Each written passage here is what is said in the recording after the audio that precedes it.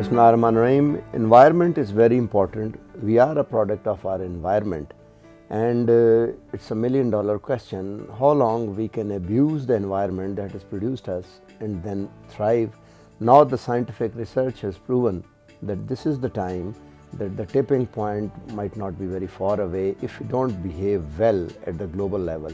So environment is the number one issue. Environment is not alone. Production, our trade, and so many other things, our poverty, our well-being, livelihoods, they are intertwined with environment. And to protect environment, there's a lot change in behavior, and so many nations and the global players have to sacrifice or at least change the pathway. The recent COP21, the conference that ended, has generally agreed on a broader framework to go about and how to achieve certain goals and results. And some tangibles we have today with us, Tariq Banuri, who is expert in the area, and he has seen many COPs, many conferences, many agreements. He had part of the WTO from the Uruguay round and others, so he can perfectly understand what are different fibers that they are interwoven and then they form some sort of a surface, then we can walk on and have some sort of a tangible result on that. Tariq Banuri, a very warm welcome. I would just ask, without asking you some question, I would ask you to give a basic premise. Well, I think you've explained it very well. Climate change is really the most critical issues. It is staring us in the face, and we need to address it as quickly as possible. I think the Secretary General of the UN said at one time that this is the first generation that can eradicate poverty, and it's the last generation that may be in a position to do so. That means we are now in a position where we can eradicate poverty. We can make sure that everybody has access to clean water and health and education and adequate means of livelihood. But if we don't pay attention, then climate change is going to trump all of these things, and the result will be that we will have poverty back with us, and we will have all sorts of other problems, including conflict and including natural disasters, etc. We have known about climate change for more than 25 years, and we've been trying to work towards some kind of a binding agreement.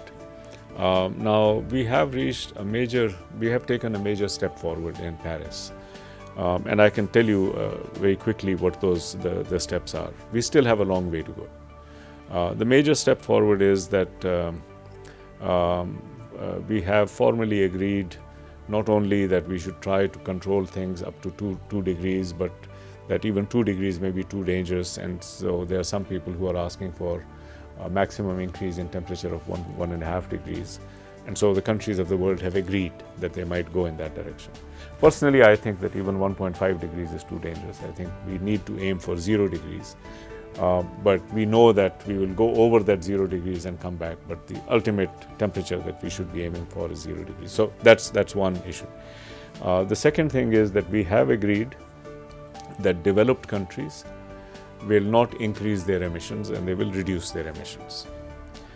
We have also agreed that developing countries, if their emissions are rising like this, that they will slow down, and that at some point in the future they will also begin to reduce their emissions, right? Depending on how much time they need for their own developmental purposes. We have also agreed, although the wording is a little bit vague, that by 2050 we should aim for 0 emissions. Okay, what's called balance between emissions and absorption. So what it means is by the middle of the century or by the second half of the century, we should aim for 0 emissions. We have also agreed on a number of other steps which are supposed to support this, including the fact that there is some vague commitment about financing.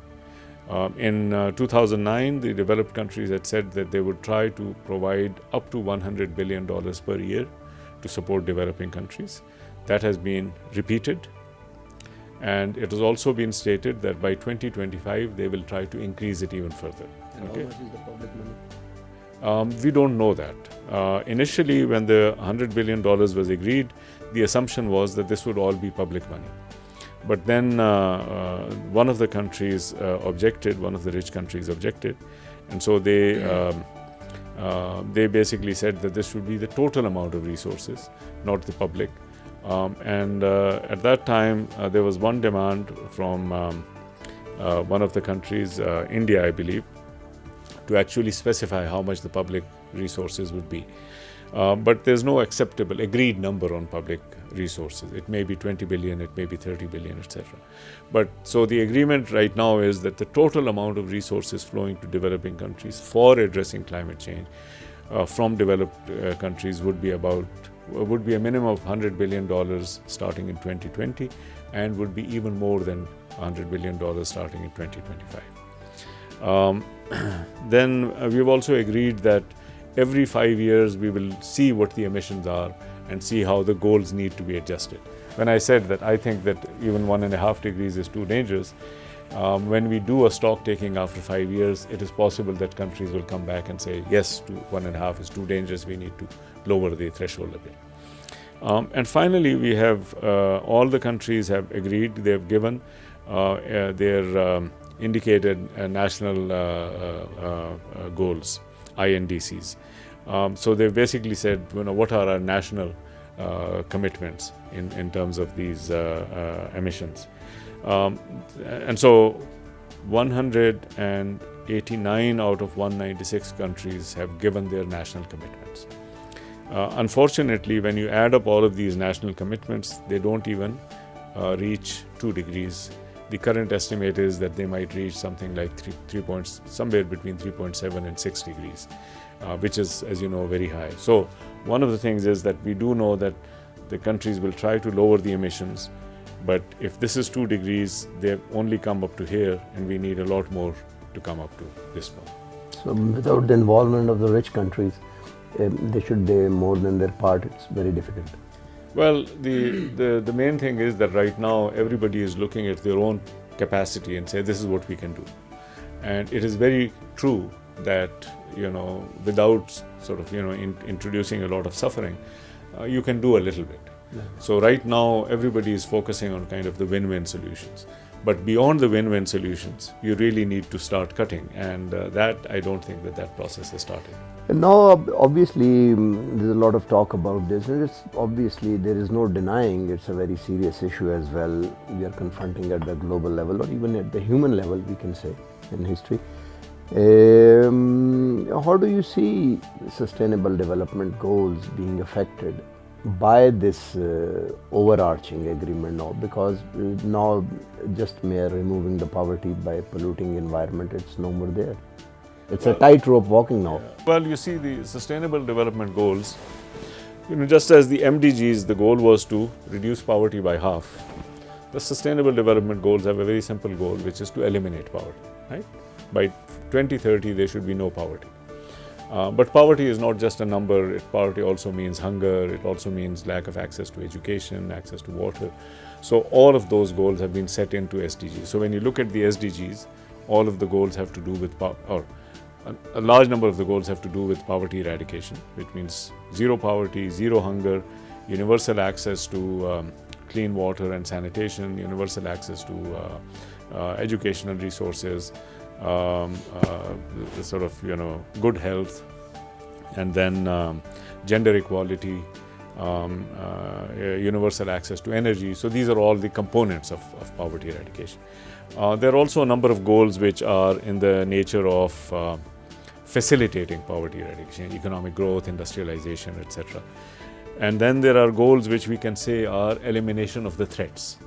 So we know that if the environment worsens, then poverty eradication will get worse. Poverty will get worse. If the climate change continues to worsen, then poverty eradication will become almost impossible. So we have a number of SDG goals which have to do with protecting the environment, making a quick action on climate change, etc., which is like averting the dangers. So climate change is the biggest danger now to poverty eradication and even to continuation of growth on this planet. That's why it's very important. Now, although I do think that more will have to be done, one of the things that Paris has done is to reduce some of the uncertainty. You see, the problem really is, if you think of how people act, if people get a very clear signal that this is what the market is going to do, then everybody says, this is to my advantage. They will begin to sort of act this way. If the signals are confused, you don't know what to do. So right now, for instance, based on the Paris Agreement, one can say that all the markets that are relying on fossil fuels are going to shrink. So it will be in no country's interest to go into those markets. If a country is stupid, we can't do anything about it. But basically, any market that is shrinking, you don't really want to put yourself in that industry. A number of industries are going to expand. So renewable energy, for instance, is going to be an expanding market, which means if you want to progress, you put yourself in an expanding industry and not in a shrinking industry, right? Except if you're stupid. And some countries, for instance, are choosing... we are pursuing coal now. Some people are choosing exactly this moment to go into the shrinking industry.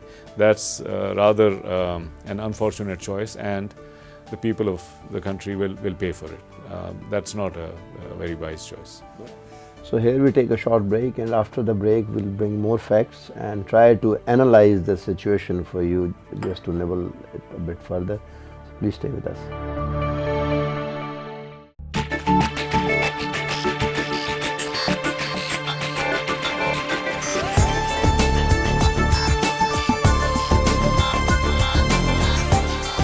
It's diverse. It's original. It's SDTV.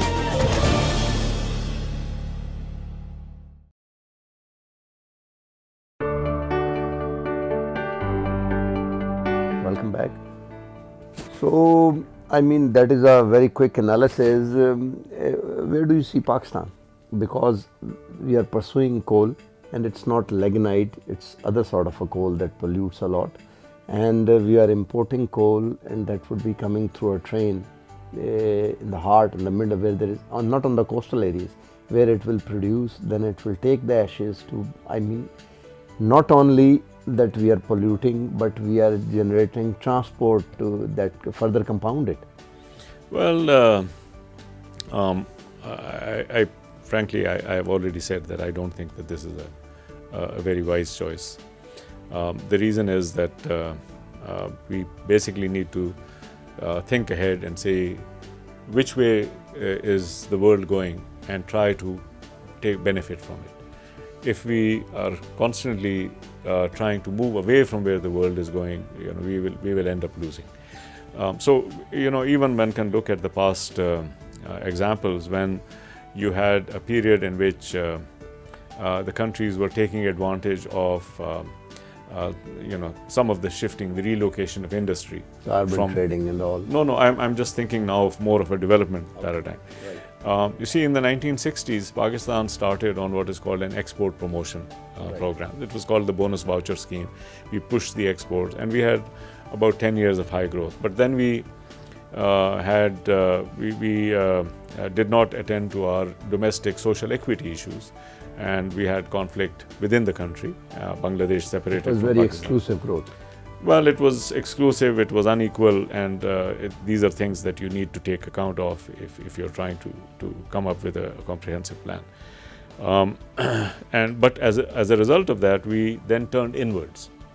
So at a time when the world was opening up, opportunities were emerging, Pakistan did not participate. Although we could have, because we did develop some of the ideas before anybody else had done. At that time, countries like Korea, Singapore, Hong Kong, other countries began to grow very fast and essentially reached a global scale. Pakistan missed that opportunity. In the 1990s, again, at a time when the WTO had come in and rapid progress was possible because new markets had opened up, etc., Pakistan was going through its own internal political difficulties and was not able to take advantage of this. If you think about Korea, starting from the 1970s, Korea had growth rates of 8% or more, as did Singapore, Taiwan, and so forth. They're all for all And intents and sustained purposes. it for over a decade or so. Oh, they've sustained it for a whole generation. They are all now developed countries. You know, when you go there, you look at the infrastructure, you look at the educational system, their health system, etc. They're just like developed countries. There's no difference between them. China and India are now growing very fast. I mean, now because after the financial crisis, they have slowed down a bit, but China has been growing at like 10 or 11% for the last almost 2 decades.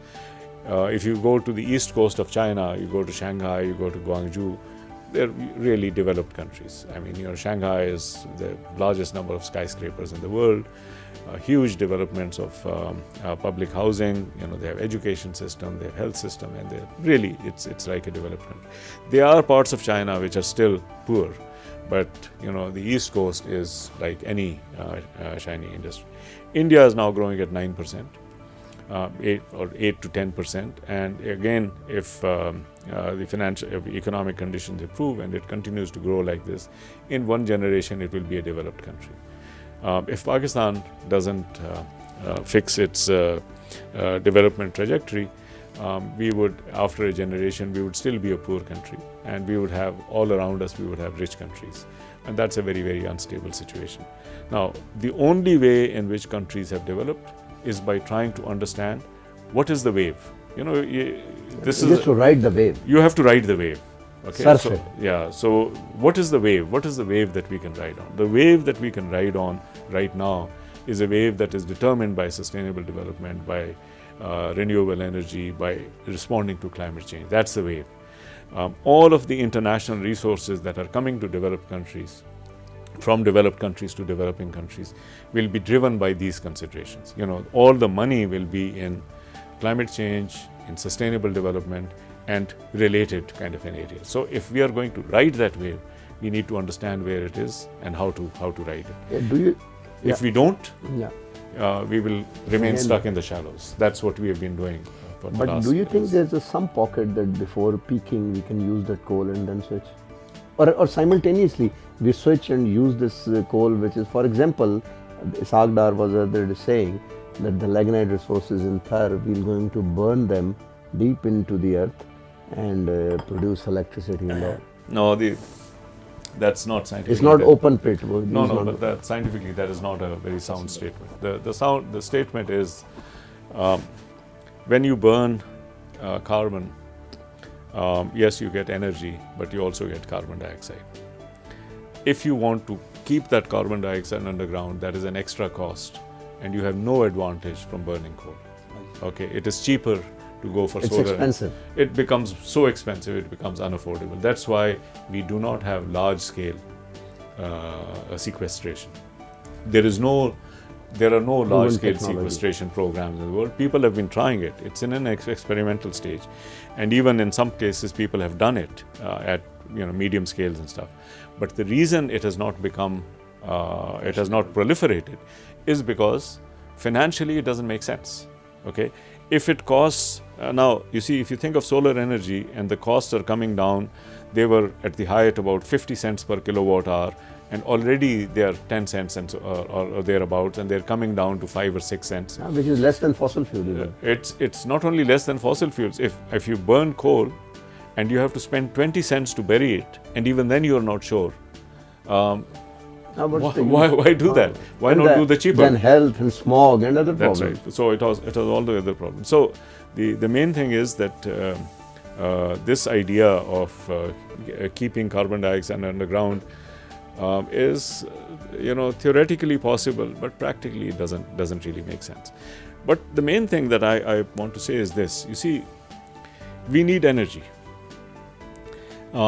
So what we want to do is to think ahead and say, in 2050, where is the energy going to come from? Where is the energy going to be cheaper?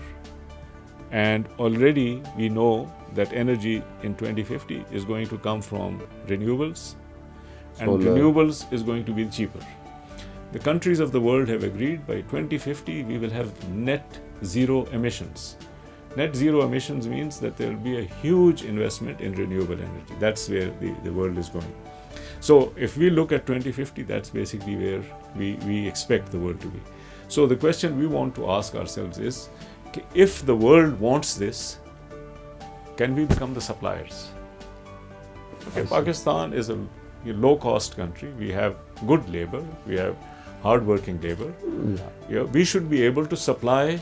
Lot of sun. This is not only the sun. We should be able to supply the components.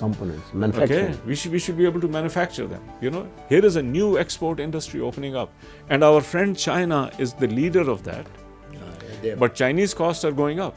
Okay, so we should actually put ourselves into the export market. Develop those export markets. As we produce things for export, we will bring the cost down, and we will be able to install them domestically. Okay, so we actually have a strategy which is simultaneously a development strategy and a climate strategy. We cannot have one development strategy and one climate strategy. That doesn't make any sense. Back to back and intertwined. It should be the same strategy, right? And our strategy and everybody's strategy is focused on exports. So we have to ask ourselves, what is the growing market?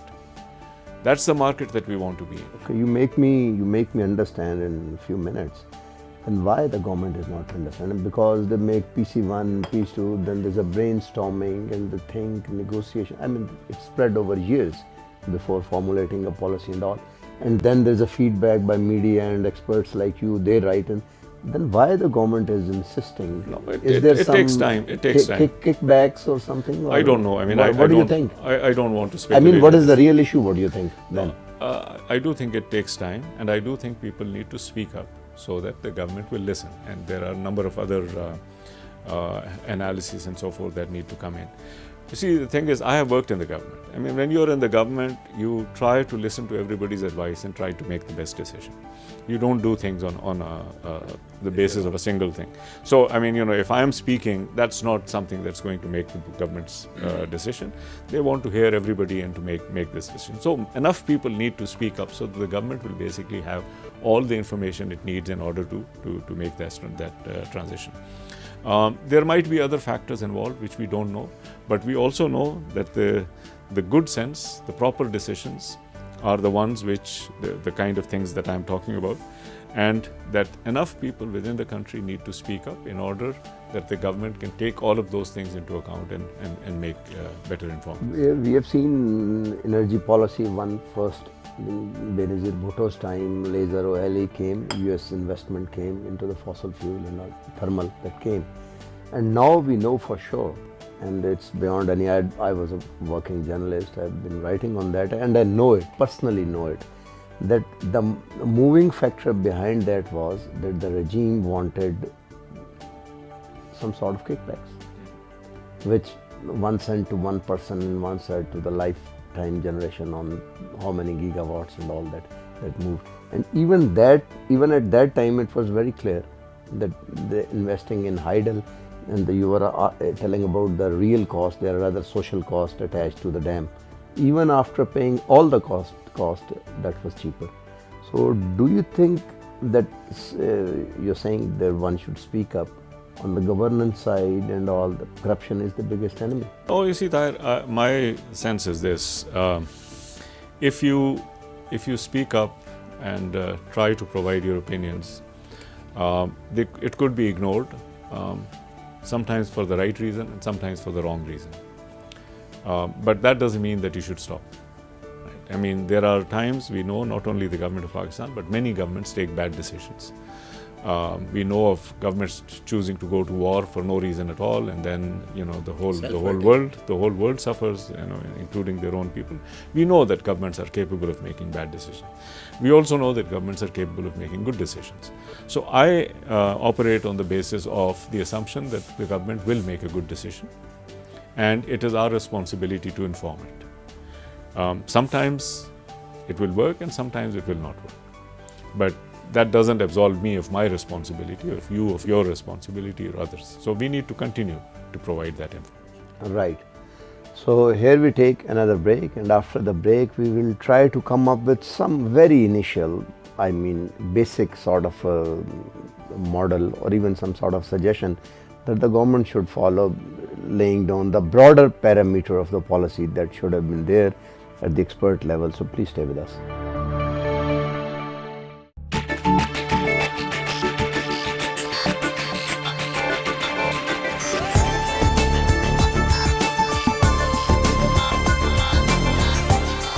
It's diverse, It's original. It's SDTV.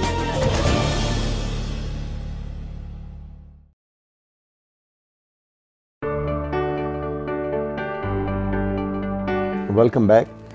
So, we have analyzed enough as far as this program is concerned. I mean, in a very short span of time. What do you think?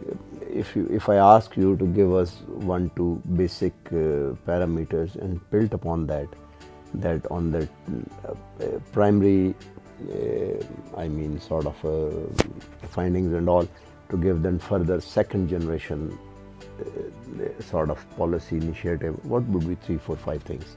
Well, the And how to start them? Well, the main thing is, you see, I mean, if you think about development, the one thing I should say is that development, you're not like a huge ocean liner which does whatever it wants. It's a huge nuclear powered thing. No matter what happens, it just keeps going in one direction. Development is like a sailboat. You have to see which way the waves are and which way the wind is. Okay, and then that enables you to go faster. If you ignore the winds and the waves, you will sink or you will not go very fast, right? So the question we need to ask is, which way is the world going? How do I take advantage of this? And that means, broadly 2 things. One is, what are the resources I can get from the rest of the world, which could be foreign aid, which could be direct foreign investment, which could be a variety of ways in which the resources come into the country. Number 2, what are the markets? What do the world wants, which I can supply? Now, at this moment, we know that given all of the international agreements and the international concerns, the world is going in a particular direction. And in that direction, we have a whole series of markets opening up. We should position ourselves in those markets. Number 2, there is a whole set of resources that can come into the developing countries. We should position ourselves to take advantage of those. That's kind of the basic premises of this. We have already a very good agreement with China. I think we should take advantage of the fact that the Chinese are the leaders in the industries that are growing, namely renewable energy. So China is the world's largest and most efficient producer of solar cells, solar components. It's the world's largest, I believe, and again the most efficient producer of windmills. Here are technologies which we should seek from China so that we can begin to enter into those industries and become a part of the use them for energy use and manufacture them and export Initially them. use them for exports. You see, exports is a major revenue raising activity. So when you export, you can sell things at high cost even if your own people can't afford it. And when you sell them at high cost, you can then get other resources. Then you can get other resources, and you can cross subsidize also. Even domestically, you can begin to do some kind of cross subsidy. So that's. But also, most importantly, you begin to lower the costs, right? So if we start Your own cost. I'll give you an example. In 1947, Pakistan became independent. Almost all the industry, there was no industry in Pakistan. Everything was imported. Even things like ceiling fans were imported. So you had British ceiling fans, from India. Then pretty soon came millet fans. So a domestic company set up. They got the technology. They started producing fans, and within 2 or 3 years, they were as good as anything else. They were getting exported, and they were half the price, right? And the whole world, the whole country actually shifted to this thing. Now, the thing is, once you start producing things yourself, that's when you bring the cost down. So we need to start producing things and begin the cost down, which means we need to put ourselves in those growing markets. So my own view is that there is a certain direction the world is going. Our entire development strategy should try to understand which direction it is going and take advantage of it. We should not turn our back on it, because if we do it, we are not going to succeed. Yeah.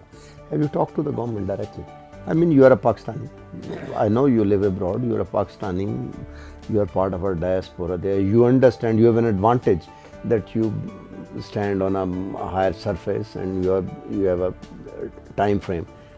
I mean, your duty bound. Did you talk to the government directly? This is talking to the government directly. I mean, it's it is indirectly. No, it is. It's not that direct. I mean, try to explain to. But I attend a lot of. And meetings. I'm asking you for a very specific reason. what you have clearly said, I mean, it is not only the national or the interest and all that. If somebody in the government adopts that and make it successful, that is his vested interest also. So did you try to explain to a big man, to a minister, or to a person, look, that is your vested interest, but also that is the interest of the nation. So you No, I do it whenever I open my mouth. I say all of these things. That's not it's neither a secret nor something that hasn't happened. The only thing is, as I said earlier, I mean, I don't expect that any minister would listen to one person and then immediately change their mind. I do think that if you're a minister or a secretary, you have to listen to a lot of opinions and then change your mind. So in some sense, I'm providing advice, and I do it quite regularly. But I do think that other people should continue to provide the advice so that the people in the decision-making positions feel much more confident about taking those decisions, right? Because these are, I mean, when you huge decisions. They're huge decisions, and when you are in a position of decision-making, and I have been there, you are responsible for millions of people. You can't take decisions on a whim. You have to be more careful in terms of how you take a decision. So I do think that this is a process. I do think that the responsibility for making decisions has constitutionally been entrusted to some people, and it is our responsibility to keep on informing them and to keep on pressuring them. But it's not, you know, if I wanted to make the decisions, I would run for elections, right? Yeah. Since I choose not to run for elections, I can only give advice and hope that that advice is just used. one last question. At the start of this era, which is ending at the climate change, this development era, so Henry Kissinger once said that development in next few decades and everything in the next finance and development in the next few decades would be a marriage between hydrocarbons and the internal combustion engine, and he's been proven right. Because if we take the finances of, say, United States, without Arab Light and the oil that Gulfs come in, and the OPEC, that you buy all the hydrocarbons through dollar, I mean greenback oil, even the finance is not stable. He's proven right. Do you think that what you are saying now, it's a marriage of export industry and manufacturing and the renewables? This is the second wave that is coming, and are you comparing it with that? Well, It is so big. you see, all development, in fact, all of life is energy. Nice, yeah. Okay, all development is energy. Yeah. The reason why the whole world is so much richer and so much more populated today compared to 200 years ago is because we had oil and coal and natural gas. Yeah. Okay, but these things have helped us. They have brought us to where we are. They cannot help us anymore. But we still need energy. If we don't have energy, we will go back to the Stone Age. So the question is, what is the new wave of energy that is coming? The new wave of energy we do know is renewables. And there is plenty of renewables in the world. Okay, in 6 hours, 7 hours, the sun sheds enough energy, which is more than 1 year of total energy consumption. Not Global. electricity consumption, Global. total global consumption in 6 or 7 hours. So there is plenty of energy. The only challenge is how to harness it for purposes of And the technology human is there life. now. The technology is there. It was very expensive. It has become enormously cheap compared to what it was. I mean, the ratio, that it is 1%, the cost is 1% now of what it used to be in the 60s and 70s. 1%. And it is still going down. So we are almost at the threshold. Roughly, what is the cost? 7 or 8 cents per kilowatt hour? Well, the cost of solar PV tiles is less than $1 per watt. It's about 63-70 cents. No, I'm talking about total manufacture, but as a consumer, I get it. When you convert it into peak voltage, it comes to about the last figures that I saw were solar PV was as low as 12 to 15 cents per kilowatt hour. That's not bad. But it's coming down. I mean, it still hasn't reached its trough. And secondly, and it's coming down for a number of reasons. Why? Because low-cost countries are now producing this. Okay, so things which were being produced in high-cost countries are now being produced in low countries. is being cut off. The installed capacity is expanding. The economies of scales are kicking in. And also, as it becomes a larger part of the system, the sort of unevenness is being taken care of. So, and we are also building it in much more hot areas, where the efficiency rates are higher. So, for all of those reasons, the costs are coming down. I think we really need to take advantage of the cost coming down and do this. The second thing is that at least for the next 15 years, there will be some support for developing countries, which means our cost would be even lower than the cost of developed countries, right? So if they need 12 to 15 cents, we can do it at 5 to 6 cents because we will have some subsidy from developed countries. That might disappear in 2030 or later once the climate problem is solved or when the costs really come down to be too low. But at this moment it is there. All we need to do is to position ourselves in that regard. We do need energy, and we need a lot of energy. The whole world produces about 17 trillion terawatt years of energy per year. 17 million terawatts. No, 17 terawatt years per year. Okay, it's a tera is like a trillion watts, so it's trillion watt years, not watt hours. 1000 by giga. Yeah. Yeah.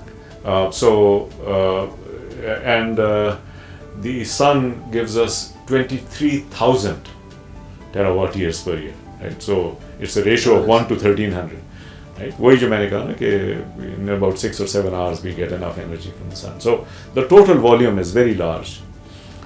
We need to grab a small component of it. The costs were high, but the costs are also coming down. So if you think about it, that we had a whole system built over the last 200 years on the basis of fossil fuels, for which thank you very much. That really, without it, we could not have done it. Now, in another 35 to 50 years, this system is going to change. And as this system changes, we still want to get back to 17 or 20 or 30 terawatt years per year, because that's what the world will need.